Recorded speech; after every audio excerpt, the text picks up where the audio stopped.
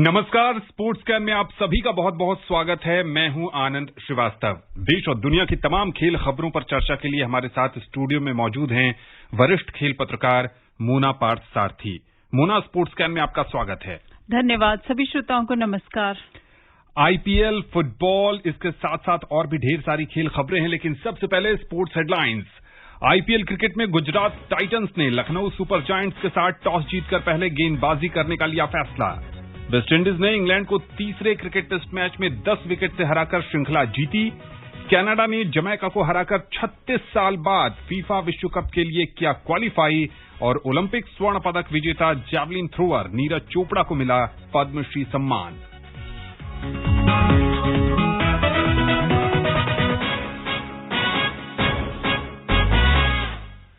सबसे पहले बात करते हैं आईपीएल की। आईपीएल में इस समय थोड़ी देर के बाद मुकाबला शुरू होने वाला है गुजरात टाइटंस और लखनऊ सुपर जायंट्स के बीच। दोनों टीमें नई हैं और यह मुकाबला होगा मुंबई के वानखेड़े स्टेडियम में। जो ताजा हाल है वो ये है कि गुजरात की टीम ने टॉस जीत लिया है और पहले गेंदबाजी करने का फैसला किया है। क्या कुछ हो सकता है इस मैच में, रिपोर्ट के साथ है नईम अख्तर। आईपीएल में आज दो नई टीमें अपने अपने पहले मुकाबले के लिए आमने सामने होंगी। लखनऊ और गुजरात दोनों ही टीमें नई जरूर हैं, लेकिन उनके पास अनुभवी और स्टार खिलाड़ियों की फौज है। गुजरात के लिए हार्दिक पांड्या और लखनऊ के लिए केएल राहुल कप्तानी करते नजर आएंगे। दोनों अलग तरह के खिलाड़ी हैं। राहुल जहां अपनी क्लासिकल बैटिंग के लिए जाने जाते हैं, तो वहीं हार्दिक लंबे लंबे छक्के लगाने के लिए प्रसिद्ध हैं। गुजरात टीम के प्रदर्शन का पूरा दारोमदार कप्तान हार्दिक पांड्या पर होगा। इन्हें वानखेड़े स्टेडियम पर खेलने का काफी अनुभव है, लेकिन पिछले कुछ सीजन से ना तो उनका बल्ला चल रहा है और ना ही बॉलिंग कर पा रहे हैं। ऐसे में कप्तान के तौर पर हार्दिक कितना योगदान दे पाएंगे, ये देखना दिलचस्प होगा। शुभमन गिल भी कई सीजन से फॉर्म में नहीं है। डेविड मिलर, मैथ्यू वेड और विजय शंकर से थोड़ी बेहतर प्रदर्शन की उम्मीद है, लेकिन बॉलिंग के मामले में गुजरात के पास काफी फायर पावर है। मोहम्मद शमी, राशिद खान और राहुल तेवतिया किसी भी बल्लेबाज को रोकने का दम रखते हैं। दूसरी तरफ लखनऊ के पास केएल राहुल जैसे दिग्गज बल्लेबाज हैं जो लगातार क्रिकेट खेल रहे हैं और काफी फॉर्म में हैं। इसके अलावा लखनऊ के पास Quinton de Kock, Manish Pandey, Deepak Hooda, Krunal Pandya और जैसन होल्डर जैसे खिलाड़ी हैं जो सिर्फ अपने दम पर मैच का पासा पलट सकते हैं। इनकी बॉलिंग गुजरात के मुकाबले थोड़ी फीकी लग रही है। ऐसे में आवेश खान, कृणाल पांड्या और रवि बिश्नोई पर विपक्षी बल्लेबाजों को रोकने की पूरी जिम्मेदारी रहेगी। इस मैदान पर पिछले 14 नाइट मैचों का रिकॉर्ड देखें तो लक्ष्य का पीछा करने वाली टीम 11 बार जीती है। नईम अख्तर, स्पोर्ट्स कैन। मोना, दो नई टीमें हैं, लेकिन कई पुराने चेहरे, कई चमकते हुए आईपीएल के चेहरे हैं। इस मुकाबले में सबसे पहले किसका पलड़ा भारी देखती हैं आप? देखिए, दोनों ही टीमें हैं जिनके पास बहुत अच्छे हरफन मौला है और आईपीएल में उसी टीम की तूती बोलती है जिसके पास अच्छे यूटिलिटी प्लेयर्स हों। और अगर हम टीम लाइनअप को देखें तो हार्दिक पांड्या गुजरात टाइटंस के कप्तान हैं, जबकि लखनऊ के कप्तान केएल राहुल है, जिन्हें भारत का भावी कप्तान भी माना जाता है। तो इनकी कप्तानी की भी असली परीक्षा होगी और पांड्या को तो अपने बल्लेबाजी और गेंदबाजी की परीक्षा देनी होगी, क्योंकि काफी समय से वो खराब फॉर्म में है। और ऐसे में जबकि कप्तान खुद खराब फॉर्म में हो, अपनी टीम को मोटिवेट कर पाना एक बड़ी चुनौती है। और शुभमन गिल के साथ भी यही बात जाती है कि बहुत ही प्रतिभाशाली खिलाड़ी हैं, लेकिन उस प्रतिभा के साथ अभी तक न्याय नहीं कर पाए हैं। तो शुभमन और रहमानुल्लाह गुरबाज शायद पारी की शुरुआत करें गुजरात के लिए, तो दोनों पर दारोमदार होगा। और डेविड मिलर, आपको याद होगा कि जब पंजाब ने इनको खरीदा था तो काफी अपेक्षाएं थी कि आक्रामक बल्लेबाज हैं, अपेक्षाओं पर खरे उतर नहीं पाए। अब एक नई टीम है और नई कोशिश में होंगे। ऐसे ही 3D प्लेयर जो विश्व कप के थे, विजय शंकर, उनसे भी उम्मीद होगी कि जो भरोसा उन पर उस समय चयनकर्ताओं ने दिखाया था और वो खरे नहीं उतर पाए थे, तो वो उस कलंक को कहीं न कहीं धोना चाहेंगे। और हम टैग की बात करते हैं तो राहुल तेवतिया पर भी एक टैग है कि वो वन मैच वंडर है, तो वो भी उस टैग को धोना चाहेंगे। बाकी राशिद खान है, किसी परिचय के मोहताज नहीं है, मैच विनर खिलाड़ी है। और अगर हम लखनऊ की बात करें तो क्विंटन डी कॉक जैसा अनुभवी खिलाड़ी, मनीष पांडे जो आईपीएल के सबसे अनुभवी खिलाड़ियों में से एक हैं। और तेज गेंदबाजी आक्रमण में जो भारतीय तेज गेंदबाजी की नई सनसनी है, आवेश खान, उन पर नजरें टिकी होंगी। और दीपक हुड्डा और कृणाल पांड्या के बारे में कहा जाए कि divided by international cricket and united by IPL, तो ये एक अच्छा तालमेल कैसा होता है इनका, इस पर भी सभी की नजरें होगी। कुछ ऐसे भी खिलाड़ी हैं दोनों टीमों के लाइनअप में जिनके बारे में क्रिकेट प्रेमी बहुत ज्यादा नहीं जानते। मोहसिन खान हैं, आयुष बदनोई हैं जो लखनऊ के लिए खेल रहे हैं, और गुजरात की टीम में अगर हम बात करें तो अभिनव मनोहर हैं। हमने देखा मोना कि आईपीएल में कई गुमनाम चेहरे जो सामने आए और अपनी चमक बिखेरी। पिछले साल वेंकटेश अय्यर उन्हीं में से एक थे। बिल्कुल। अगर दोनों टीमों के संतुलन की बात करें तो बैलेंस टीम कौन सी लग रही है? देखिए, दोनों ही टीमों में कुछ अनुभवी खिलाड़ी हैं, कुछ युवा खिलाड़ी हैं, और बैलेंस जब ये पहला मैच खेलने मैदान पर उतरेंगी तब ये देखना होगा कि एक पूरे नए सेटअप में इन खिलाड़ियों की एक इकाई के रूप में कैसा प्रदर्शन रहता है, कैसे हाव भाव रहते हैं, और किस तरह से ये जो आईपीएल का एक अपना प्रेशर होता है, प्रेशर टू परफॉर्म, उसको कैसे ये झेल पाते हैं। तो अभी मुझे लगता है कि 1-2 मैचेस के बाद ही इन टीमों का और इन कप्तानों की कप्तानी का आकलन किया जा सकेगा। विदेशी खिलाड़ियों की उपलब्धता भी कई टीमों के लिए एक बड़ी चुनौती है। अगर इस मुकाबले में भी देखें तो लखनऊ की जो टीम है वो सिर्फ 3 विदेशी खिलाड़ियों के साथ खेल रही है। हमने पहले भी देखा था कि पंजाब की टीम को कगिसो रबाडा की कमी खली, लेकिन वो मैच जीत गए।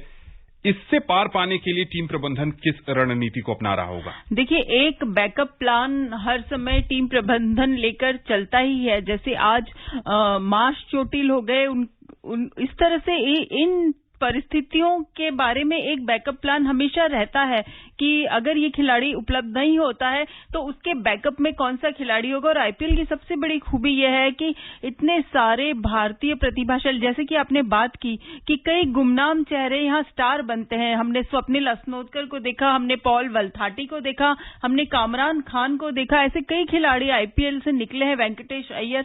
तो हो सकता है कि विदेशी खिलाड़ी अगर कोई नहीं है तो उसकी जगह लेने वाला देसी खिलाड़ी ही उस मैच में स्टार बनकर निकले।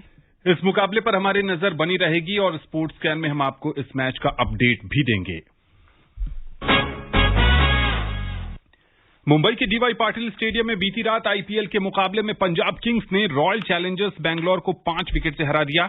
206 रन के लक्ष्य का पीछा करते हुए पंजाब किंग्स ने 19 ओवर में 208 रन बना लिए। इससे पहले बल्लेबाजी करते हुए रॉयल चैलेंजर बैंगलोर के कप्तान फैफ डुप्लेसिस ने 57 गेंद में शानदार 88 रन बनाए। विराट कोहली ने 41 और दिनेश कार्तिक ने 32 रन की नाबाद पारी खेली। इसके बाद मयंक अग्रवाल ने 32, शिखर धवन ने 43, भानुका राजपक्से ने 43 रन बनाए, लेकिन 8 गेंदों में 25 रन बनाकर नाबाद रहे Odin Smith player of the match घोषित किए गए।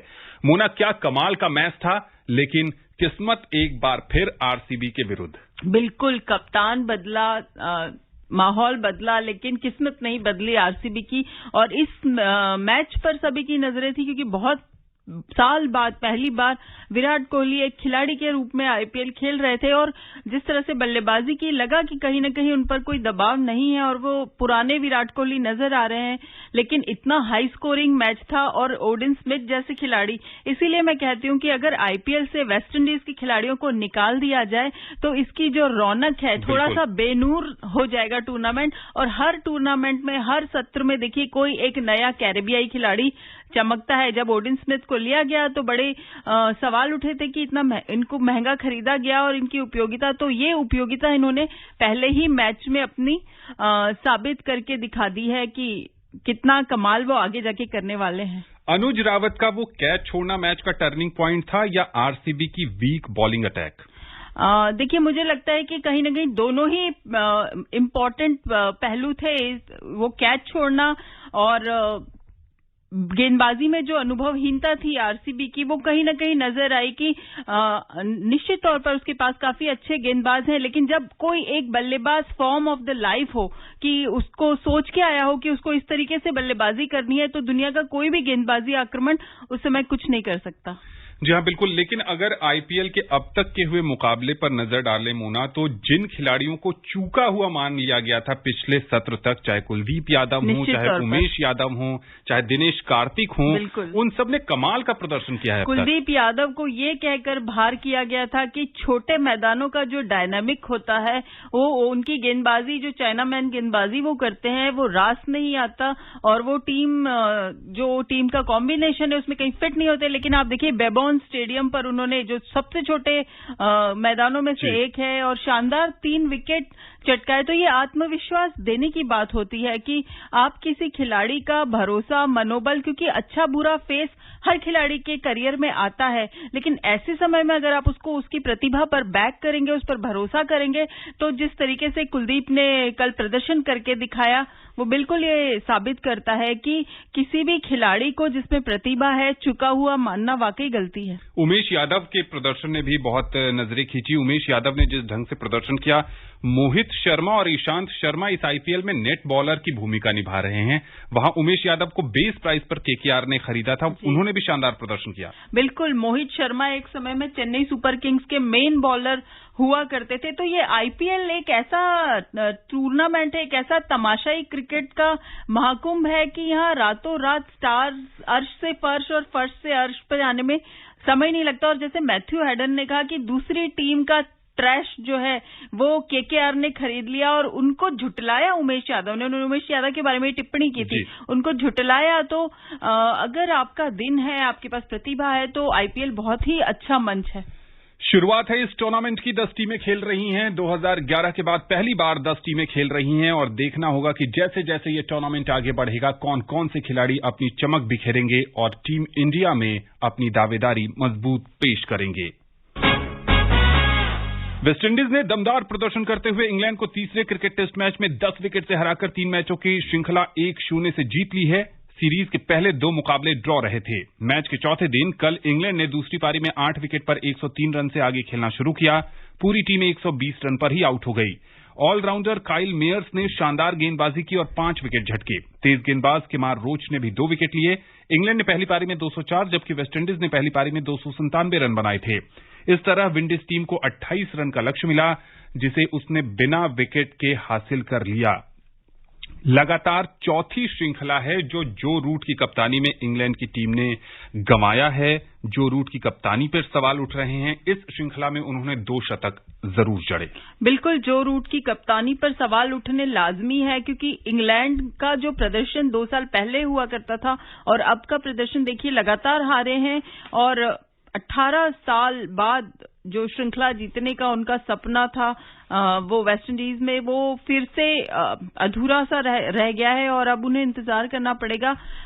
कई सारे पुराने खिलाड़ी और मौजूदा क्रिकेट विशेषज्ञों ने जो रूट को हटाने की मांग की है और कहीं भी हो, किसी भी देश की क्रिकेट टीम हो या कोई भी टीम हो, जब आपका प्रदर्शन ग्राफ लगातार गिरता जाएगा तो निश्चित तौर पर सवाल उठेंगे। टीम कंपोजिशन पर भी सवाल उठेंगे, टीम चयन पर भी सवाल उठेंगे और मैदान पर लिए गए फैसलों पर भी सवाल उठेंगे। इस श्रृंखला के लिए स्टुअर्ट ब्रॉड और जेम्स एंडरसन को बाहर बिठाया गया था। उम्र का हवाला दिया गया, गेंदबाज भी नहीं चले और खासकर इंग्लैंड की जो सबसे बड़ी परेशानी है वो है top order batsman. Jack Crawley एक मैच में चले, उसके बाद नहीं चले। बेन स्टोक्स बल्ले से योगदान नहीं दे रहे हैं। आप जॉस बटलर को हटाकर बेन फॉक्स को लाते हैं, वो भी नहीं चल पा रहे हैं। लग रहा है पूरे इंग्लैंड टीम को एक रूपांतरण की जरूरत आन पड़ी है। बिल्कुल, एक लग रहा है कि कुछ हार्ड जो डिसीजन है, कड़े फैसले जो हैं, वो अब इंग्लैंड और वेल्स क्रिकेट बोर्ड को लेने होंगे। और यहाँ खिलाड़ियों की जो मानसिकता है उस पर भी सवाल उठे हैं कि जो पारंपरिक स्वरूप है क्रिकेट का, उसको लेकर जो उदासीनता है या उसको लेकर जो संजीदगी का अभाव है, वो कहीं ना कहीं जरूरत से ज्यादा दुनिया भर में T20 लीग खेलने की वजह से तो नहीं है, क्योंकि वो टेम्परामेंट जो है, जो तकनीकी महारत है, जो टेस्ट क्रिकेट खेलने के लिए चाहिए, वो कहीं ना कहीं खिलाड़ियों में कहीं नजर नहीं आई। ना वो गेंदबाजी में दिखी, ना वो बल्लेबाजी में दिखी। और जैसे मैंने कहा कि टीम कंपोजिशन और टीम सिलेक्शन पर सवाल उठेंगे, तो स्टुअर्ट ब्रॉड और जेम्स एंडरसन जैसे अनुभवी खिलाड़ियों को बाहर रखना, कि कई मौके ऐसे आए हैं जब निर्णायक क्षणों में इन्हीं ने टीम को जीत दिलाई है। तो इन सब चीजों पर आने वाले कुछ समय में इंग्लैंड मीडिया बख्शने वाला नहीं है। जी हाँ, बिल्कुल। केविन पीटरसन का एक बयान भी आया है कि जो रूट पर उंगली उठाना बंद करिए, इंग्लैंड क्रिकेट में बहुत कुछ अच्छा नहीं चल रहा है। उम्मीद करते हैं कि वेल्स क्रिकेट बोर्ड आने वाले समय में तकनीकी दिक्कतों से उबरेगा और इंग्लैंड की टीम मैदान पर शानदार ढंग से वापसी करेगी।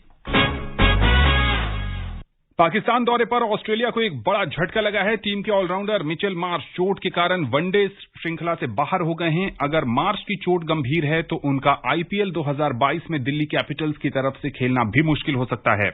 इस बीच गद्दाफी स्टेडियम में कल होने वाले पहले वनडे के लिए युवा ऑलराउंडर कैमरून ग्रीन को शामिल किया गया है। ग्रीन ने अब तक सिर्फ एक वनडे मुकाबला खेला है। कनाडा ने विश्व कप फुटबॉल क्वालिफायर्स में जमैका को एक तरफा मुकाबले में 4-0 से हराकर 36 साल के लंबे इंतजार के बाद फीफा विश्व कप के लिए क्वालिफाई कर लिया है। ये दूसरी बार होगा जब कनाडा की टीम फुटबॉल वर्ल्ड कप में खेलेगी। इससे पहले अंतिम बार वो 1986 में नजर आई थी। साइले लॉरेन, टाजोन बुकानन, जूनियर हॉयलेट और एड्रियन मरियप्पा ने एक-एक गोल किया। दक्षिण अमेरिकी देश उरुग्वे और इक्वाडोर ने भी विश्व कप के लिए क्वालिफाई कर लिया है। भारतीय राष्ट्रीय फुटबॉल टीम बहरीन के बाद अब बेलारूस के हाथों भी दोस्ताना मुकाबला हार गई है। बहरीन में खेले गए मुकाबले में भारत को बेलारूस ने 3-0 से हरा दिया। जून 2022 में कोलकाता में भारतीय team AFC Asia cup qualifier में अपनी चुनौती पेश करेगी। मध्य प्रदेश के इंदौर में मूक बधिर पहलवान राज वर्मा 24वें ग्रीष्मकालीन डिफ ओलंपिक के लिए चुने गए हैं। उन्होंने विभिन्न स्पर्धाओं में कई स्वर्ण और रजत पदक जीते हैं। राज वर्मा के बड़े भाई ऋषभ वर्मा ने अपने भाई को मूक खिलाड़ियों के ब्राजील ओलंपिक में भाग लेने के लिए सरकार से मदद की गुहार लगाई है। उन्होंने समाचार एजेंसी ANI को बताया कि उनकी मां का 2016 में और पिता का 2020 में निधन हो गया। परिवार की आर्थिक स्थिति अच्छी नहीं है और वो चाहते हैं कि सरकार उनको आर्थिक तौर पर मदद करे ताकि राज वर्मा इन खेलों में देश का नाम रोशन कर सकें। भारतीय रेलवे की पुरुष हॉकी टीम ने भोपाल में आयोजित प्रतिष्ठित Obaidullah Khan heritage hockey tournament जीत लिया है। कल फाइनल में रेलवे स्पोर्ट्स प्रमोशन बोर्ड की टीम ने आर्मी 11 को 2 गोल से पराजित किया। ये प्रतिष्ठित हॉकी टूर्नामेंट भोपाल के मेजर ध्यानचंद स्टेडियम में खेला गया। राष्ट्रपति रामनाथ कोविंद ने जैवलिन थ्रोअर खिलाड़ी नीरज चोपड़ा को पद्मश्री पुरस्कार से सम्मानित किया है। टोक्यो ओलंपिक में जैवलिन थ्रो में नीरज चोपड़ा ने स्वर्ण पदक जीता था। ओलंपिक में ट्रैक एंड फील्ड स्पर्धा में स्वर्ण पदक जीतने वाले वो भारत के पहले एथलीट हैं। मोना, बात करते हैं महिला विश्व कप क्रिकेट की, जहां सेमीफाइनल लाइनअप तय हो गए हैं। भारत का दिल जरूर टूटा कल, एक नो बॉल विलन साबित हुई और दीप्ति शर्मा के लिए वो पल जो है वो लंबे समय तक उनके जहन से नहीं जाएगा। मिताली राज और झूलन गोस्वामी दोनों खिलाड़ियों का क्या मानती हैं आप? क्रिकेट करियर अंत हो गया। मिताली ने कहा कि अभी इस पर टिप्पणी करने का सही समय नहीं है। बिल्कुल, जब अभी भी आप एक टूर्नामेंट से बाहर हुए हो जहां प्रबल दावेदार के रूप में उतरे और पिछले उप विजेता रहे, ऐसे में उस हार के तुरंत बाद इस तरीके का सवाल तो थोड़ा असंवेदनशील भी है कि वैसे 39 साल की मिताली हो चुकी हैं, झूलन भी करीब करीब उतनी ही उम्र की हैं और ये माना भी जा रहा था कि ये उनका आखिरी विश्व कप है और वो जीत के साथ विदा लेना चाहेंगी, लेकिन ऐसा हो नहीं सका। मिताली ने जरूर अपने आखिरी विश्व कप मैच में 68 रन की पारी खेली, लेकिन झूलन वो मैच खेल ही नहीं पाई।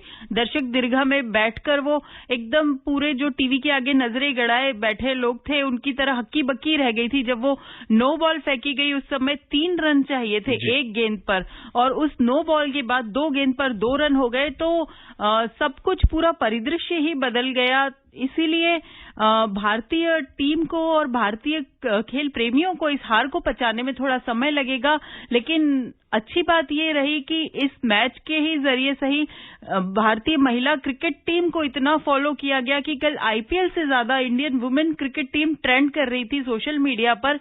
अगर ये मैच टीम जीती होती तो आने वाली नस्ल के महिला क्रिकेटरों के लिए और अच्छा होता।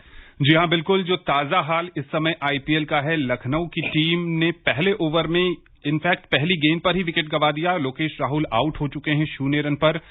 1.1 ओवर का खेल हो चुका है और लखनऊ की टीम ने 2 रन बनाए हैं 1 विकेट खोकर।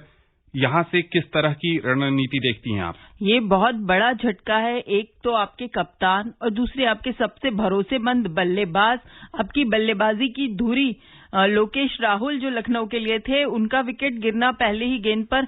मुझे नहीं लगता कि इसके बाद लखनऊ बहुत जल्दी सदमे से उबर पाएगा और कोई बहुत बड़ा स्कोर बना पाएगा।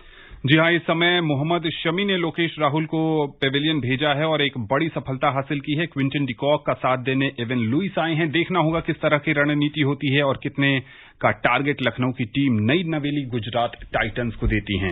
मोना, स्पोर्ट्स कैन में शामिल होने के लिए और विशेषज्ञ राय देने के लिए आपका बहुत बहुत शुक्रिया। स्पोर्ट्स कैन का आज का अंक यहीं समाप्त होता है। पूरी टीम को दीजिए अनुमति, कल आपसे होगी फिर मुलाकात। तब तक के लिए नमस्कार।